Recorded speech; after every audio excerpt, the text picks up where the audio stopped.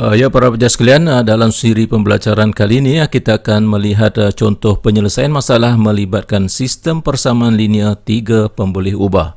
Okey, Meh? Okey cikgu, okey. Tapi soalan penyelesaian masalah ni selalu saya problem lah cikgu. Kenapa, Meh? Sebab soalan dia selalunya panjang-panjang tu. Jadi rasa macam terbeban nak fikir. Okey, Meh, bukan masalah Meh seorang, Meh. Semua pelajar hadapi masalah tu.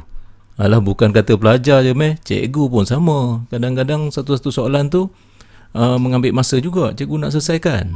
Memang macam tu, Meh. Oh, ya ke cikgu? Habis cikgu nak buat macam mana Okey, tak apa. Dia ada langkah-langkah dia, Meh, yang akan cikgu tunjukkan. Okey, Amir dah ready? Okey cikgu, saya ready dah.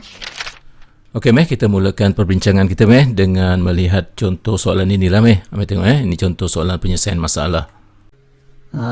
Ni lah cikgu. Bila tengok soalan macam ni yang saya takut ni.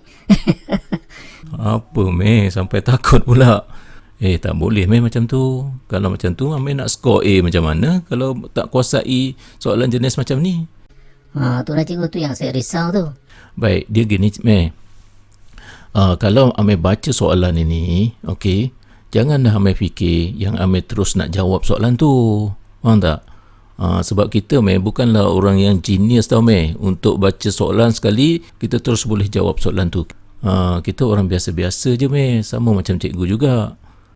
Okey cikgu, okey. Kalau macam tu, kita nak buat macam mana cikgu Dia ada langkah-langkah dia, Meh. Langkah yang pertama ni, Meh, okey, apa yang perlu kita buat ialah memahami masalah tu dulu. Jadi cikgu nak memahami masalah tu kena baca dululah kan cikgu soalan dia. Iyalah, Meh. Kalau tak baca soalan, mana kita nak tahu soalan tu tentang apa? Betul juga dah.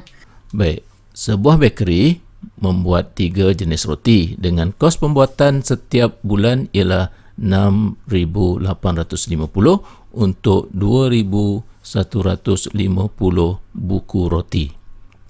Kemudian harga jualan bagi sebuku roti mentega, sebuku roti coklat dan sebuku roti kelapa masing-masing ialah RM3, RM4.50 dan RM5.50. Jika keuntungan yang diperoleh setiap bulan ialah RM2,975, berapa bilangan setiap jenis roti yang dibuat? Nampak? Jadi bila sekali baca ni mana Meh boleh jawab, Meh. Memang kamu genius sangat lah kalau boleh terus jawab, Meh.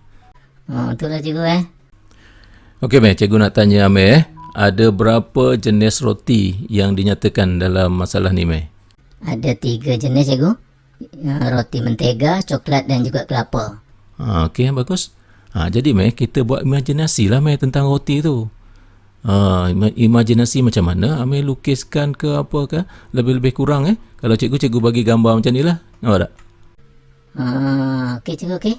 Jadi Amir tak payah lukis gambar sebiji-sebiji macam ni bila nak selesai masalah ni nanti. Betul juga. Kemudian, Meh, maklumat-maklumat yang diberikan, Meh, yang lain ini, okey, cikgu permudahkan dia, Meh, dalam bentuk jadual seperti ni. Amir tengok. Okey cikgu. Cikgu nak tanya, Amir. Kalau Amir bandingkan antara maklumat yang diberikan dalam bentuk jadual ini dengan maklumat yang diberikan dalam bentuk pernyataan masalah ni, yang mana satu yang Amir tengok lebih mudah untuk Amir faham? Dalam bentuk jadual lah cikgu.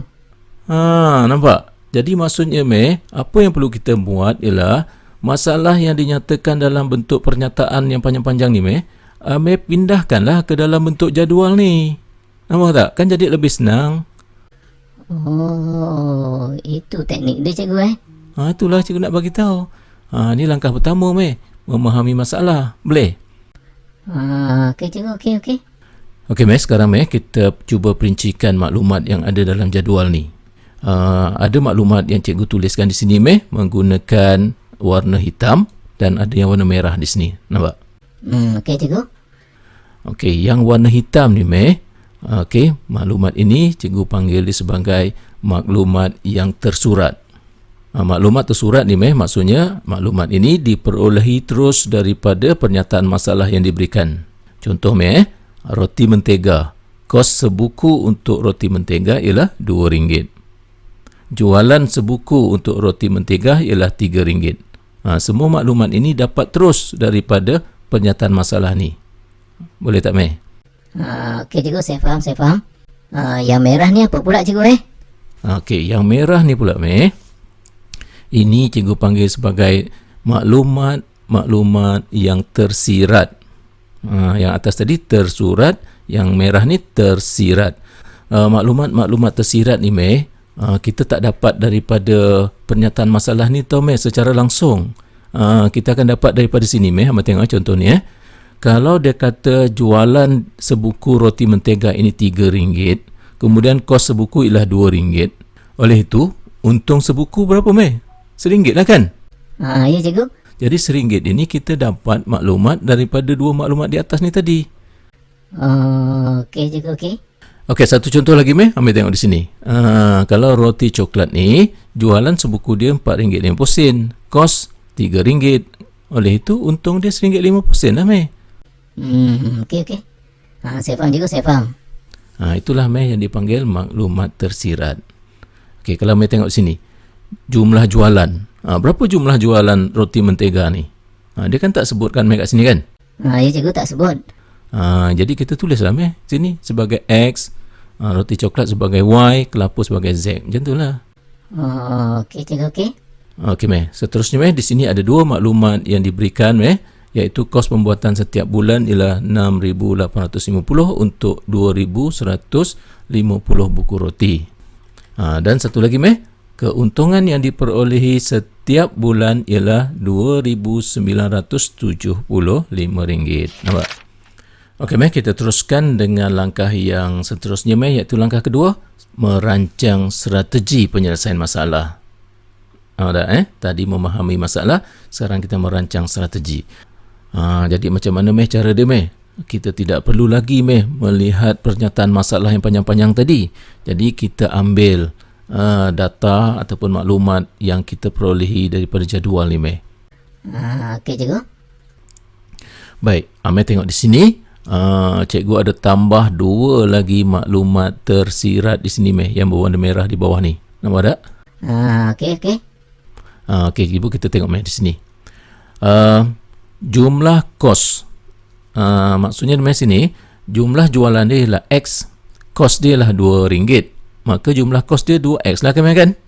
Okey juga, saya faham yang tu. Kemudian, Meh, kita tengok jumlah untung pula.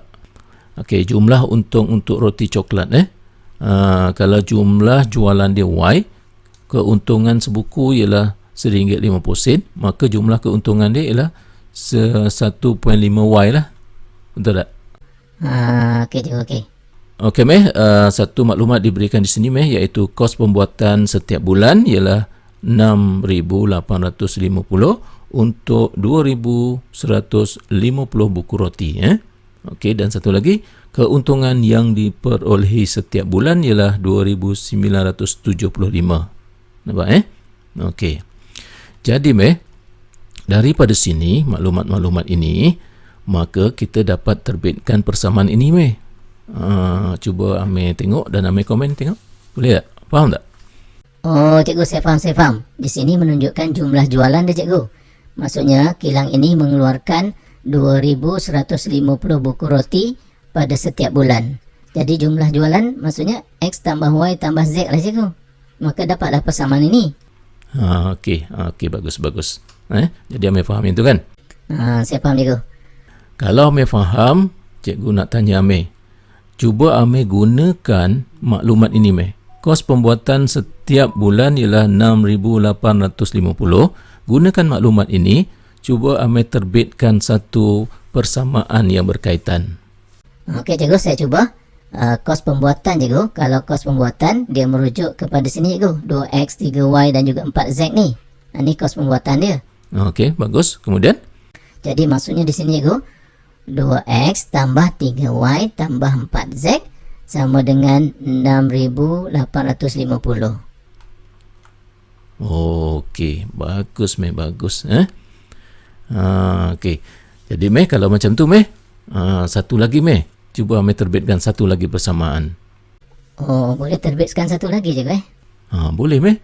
Amir tengok kepada ni, maklumat ni. Keuntungan yang diperolehi setiap bulan ni. Okey cikgu, kalau macam tu cikgu, ini adalah jumlah keuntungan. Jumlah keuntungan ialah X tambah 1.5Y tambah 1.5Z sama dengan 2975 ni. Yes, okey, bagus. Okey meh, daripada sini nampak tak bahawa masalah-masalah ini meh kita dapat terjemahkan ke dalam bentuk 3 sistem persamaan linear 3 pemboleh ubah ni. Nampak tak? Jadi cikgu, maksudnya cikgu, lepas ni kita akan selesaikan 3 persamaan ni lah. Nampak dah pun Okey cikgu. Okey meh, jadi sekarang meh kita ke langkah yang ketiga pula Okey cikgu. Okey meh, kita ke langkah yang ketiga meh, iaitu melaksanakan penyelesaian masalah ya.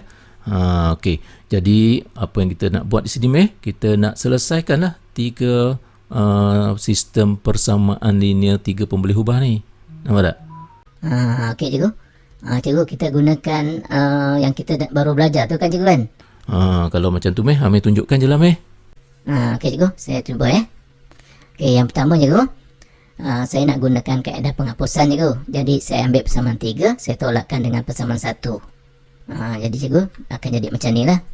Kemudian saya labelkan sebagai persamaan 4 cikgu. Okey meh, teruskan meh. Kemudian cikgu, saya ambil persamaan 1, saya darab dengan 2. Darab dengan 2 cikgu, jadilah ni persamaan 5. Jadi seterusnya cikgu, saya ambil persamaan 2, saya tolakkan dengan persamaan 5 cikgu. Jadi bila saya tolakkan cikgu, persamaan 2 tolak persamaan 5, 2x tolak 2x jadi kosong cikgu, 3y tolak 2y jadi y, 4z tolak 2z cikgu, jadi 2z.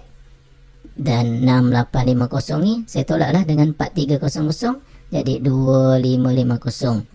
Jadi di sini cikgu saya labelkan sebagai persamaan 6. Okey meh, bagus meh. Teruskan meh, teruskan. Seterusnya cikgu, persamaan 6 ni saya darabkan dengan 0.5 cikgu. Jadilah macam ni, saya labelkan sebagai persamaan 7. Kemudian saya tolakkan persamaan 7 ini, saya tolakkan dengan persamaan 4 cikgu. Okey meh, okey. Lagi meh, teruskan. Okey, saya akan dapat ini cikgu, 0.5Z sama dengan 450. Dan akhirnya cikgu saya dapatlah Z 900. Okey, bagus. Baik meh, bagaimana meh nak cari X dan Y? Okey, sekarang cikgu saya gantikan Z sama dengan 900 ni ke dalam persamaan 6. Maka dapatlah cikgu nilai Y 750.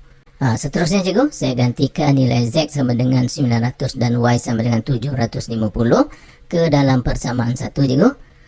Dan akhirnya cikgu saya dapatlah nilai X sama dengan 500. Okey, bagus meh. Jadi meh, kesimpulannya meh di sini, bilangan roti mentega, coklat dan kelapa yang dibuat masing-masing ialah 500, 750 dan 900 buku. Nampak? Okey cikgu, okey. Macam mana meh? Nampak tak meh dia punya langkah penyelesaian dia tu? Faham tak? Saya faham cikgu, saya faham. Saya rasa lega lah sikit cikgu bila cikgu dah tunjukkan cara penyelesaian ni. Okey meh, selepas ini cikgu nasihatkan supaya Amir tidak lagi give up dengan soalan jenis penyelesaian masalah ni sebab cikgu dah beri panduan kat Amir 3 langkah ni. Yang pertama apa tadi? Memahami masalah. Yang kedua, mengatur strategi. Yang ketiga, melaksanakan penyelesaian masalah tu. Nampak tak? Okey cikgu, okey. Saya rasa lega lah sikit. Okeylah meh.